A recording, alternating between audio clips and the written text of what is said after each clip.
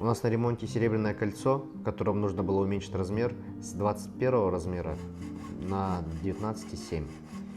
Мы взяли, разрезали колечко, вырезали кусочек, вытащили перед пайкой камень, чтобы он не сгорел, спаяли, зашкурили, почистили,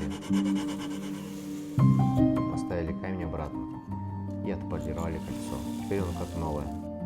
Как вы видите, даже следов не осталось вместо пайка.